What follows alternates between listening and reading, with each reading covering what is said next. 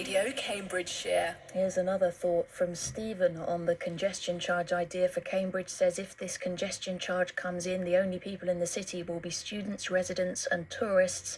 Nearby villagers will stop and visit elsewhere. We'll be speaking to the chair of the Greater Cambridge Partnership, Elisa Meschini.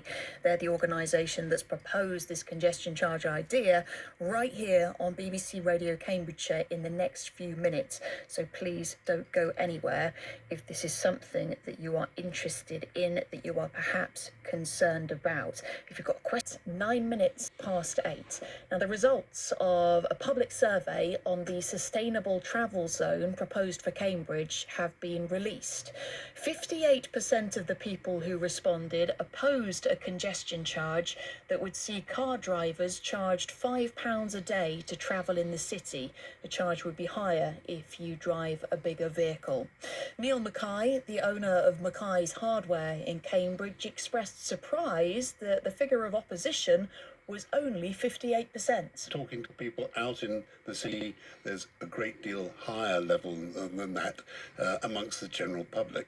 Leanna Etkind from Cambridge Parents for the Sustainable Travel Zone says it's a real shame that so many people oppose the congestion charge, but says in places where congestion charges have been introduced, opinions do change over time. When you look at previous cities like London, like Gothenburg, like Ljubljana, who have introduced road charging measures, at the beginning it's always the same. There's big opposition to it. More than 50% of people oppose it. But come back in 5 or 10 years' time and ask people if they want to return to how things were, with lots of congestion, lots of traffic, bad air. And universally, people say no. We like living in a city where people walk and talk to their neighbours, where it's quieter, where children can play in the street and feel safe to do so. 7 out of 10 people who responded to the consultation on this said they were in favour of the plans for a London-style bus network.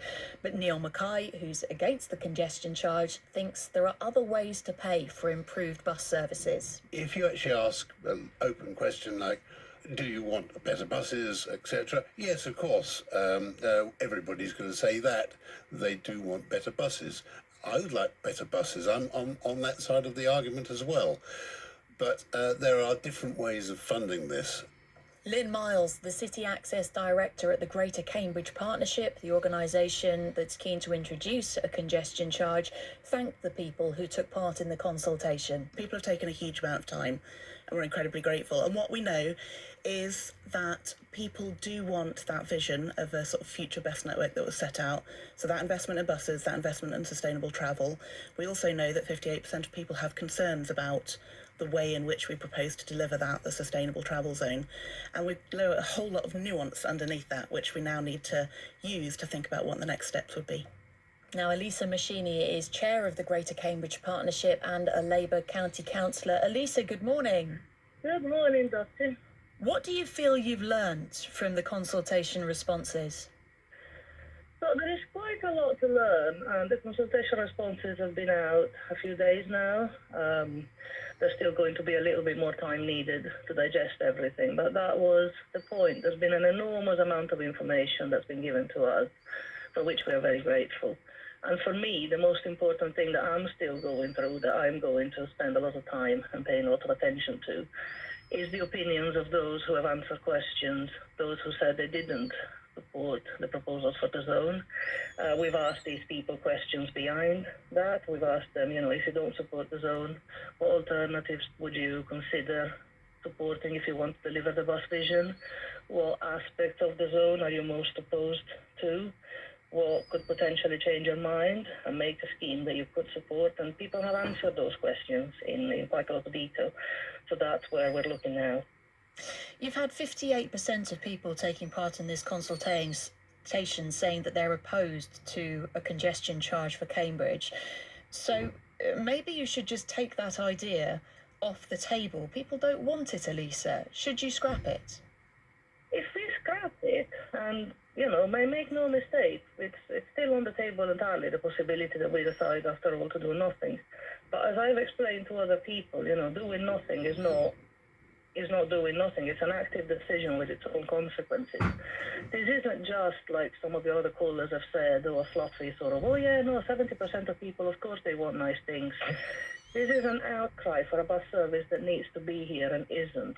People have recognised almost universally that the buses in Cambridgeshire don't work, that they don't exist where they should, that they don't run to time when they do, that they are completely unaffordable. But is a congestion charge the only way of changing that?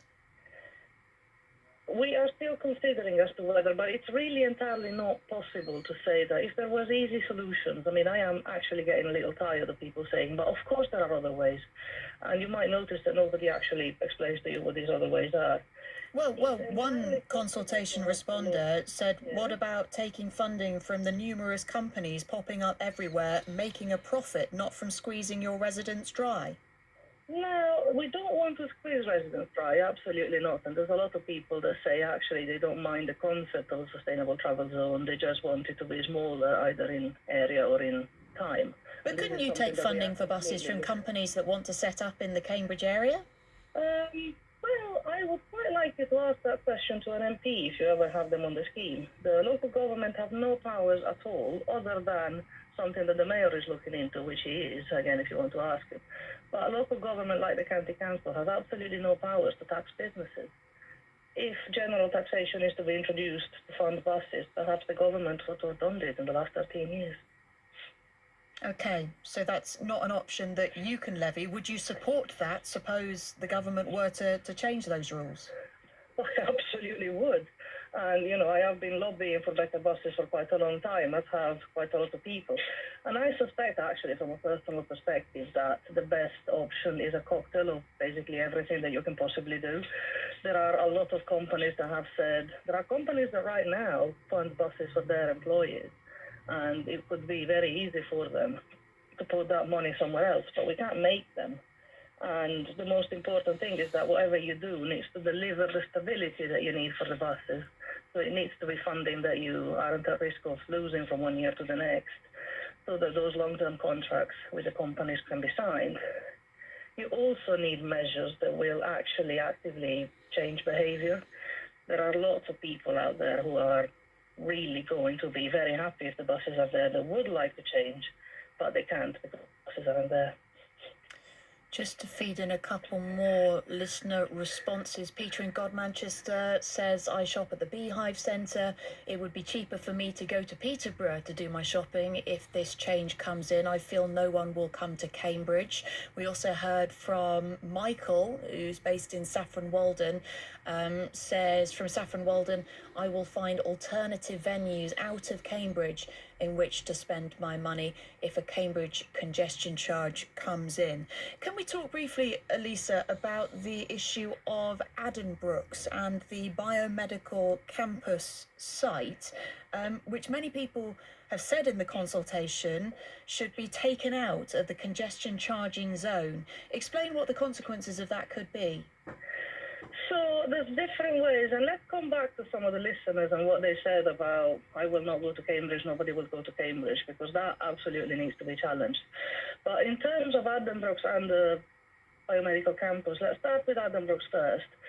There are solutions that we can look at to make sure, because basically the problem is if you have a zone at all, then you can take it out of the zone, but there are still going to be people trying to travel through the zone to get to Addenbrooke's, and they would be charged anyway.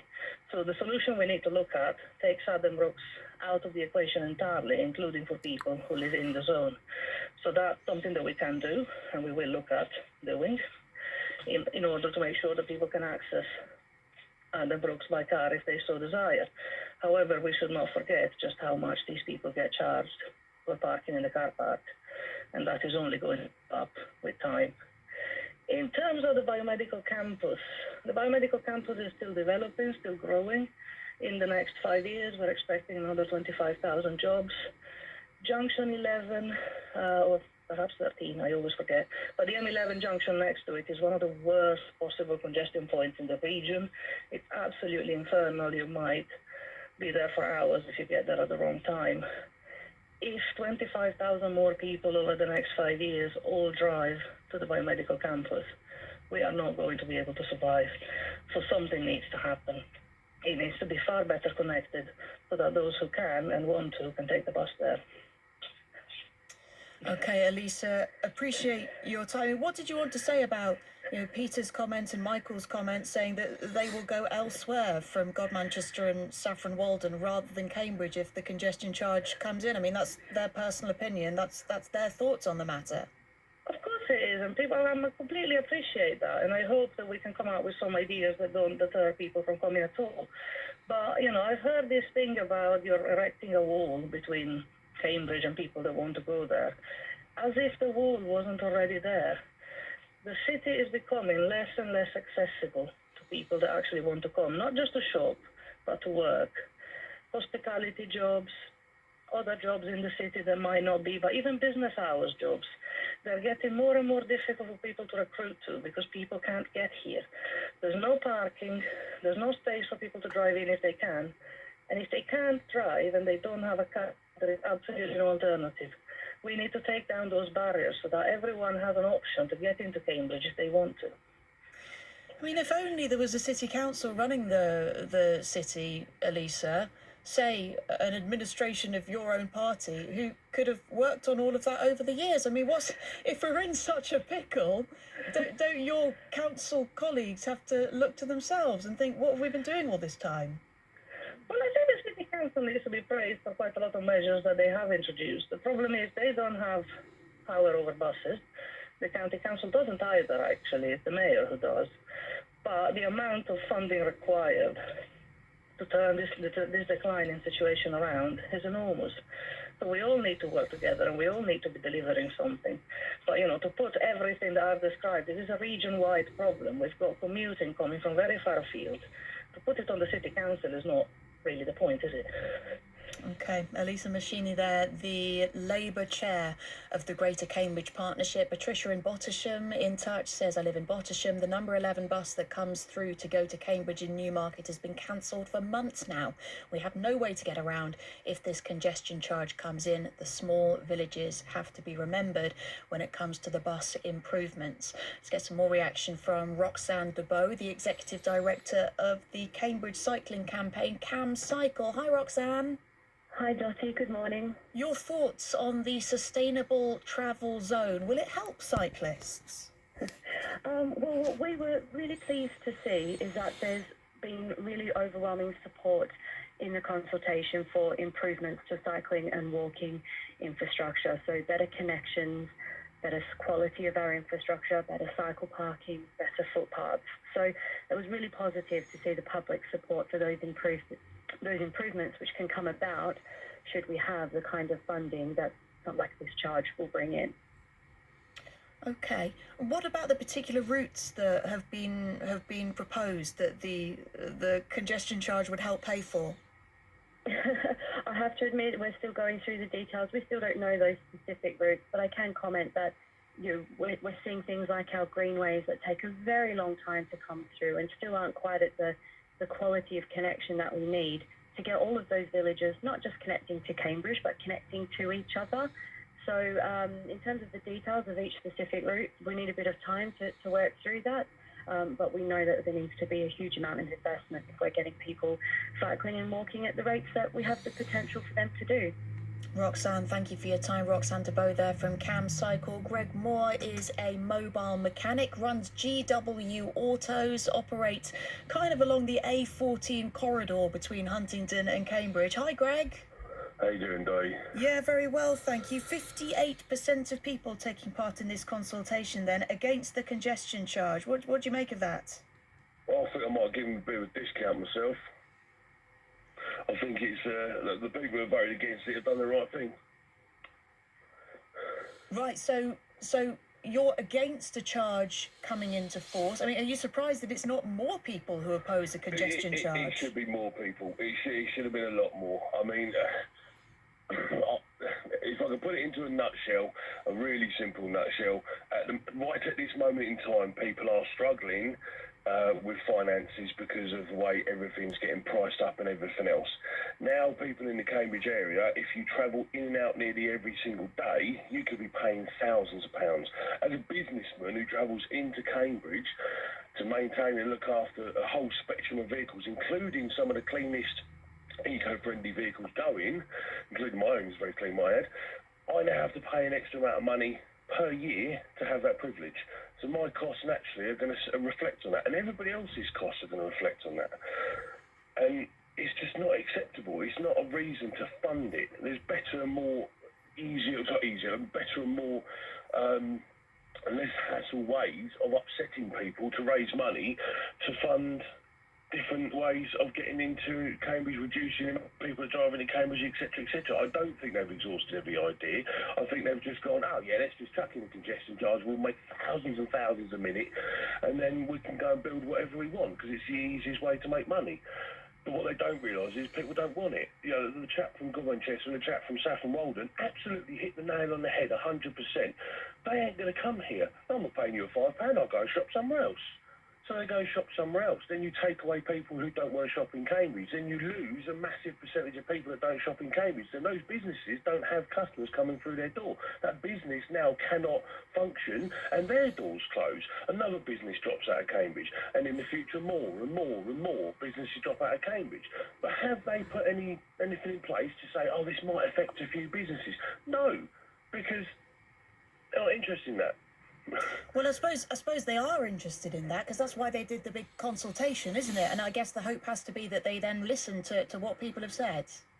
If they listen, then yeah, that might be different. But I don't think they do, Dolly. I really don't. I know it sounds very blunt, but I look at it from the perspective of people who live the day-to-day life, go out there, earn a living, got 2 or 3 kids, and you know they just want to. They want to enjoy life, but they also know they've got to work and do all the bits and pieces between, and they balance their books every week or every month. And this is going to incur a big cost for anybody in the Cambridge area and who drives in and out of Cambridge, because it's another cost on the list. And it's as simple as that. Yes, I would love to support better ways of getting in and out of Cambridge, but you can see that so many ways they've tried have flopped and failed because they haven't put their heart into it. So, hang on a minute, you've wasted money. Why are you not being picked on for wasting money? Because you did a crazy, stupid idea that many years ago that didn't work.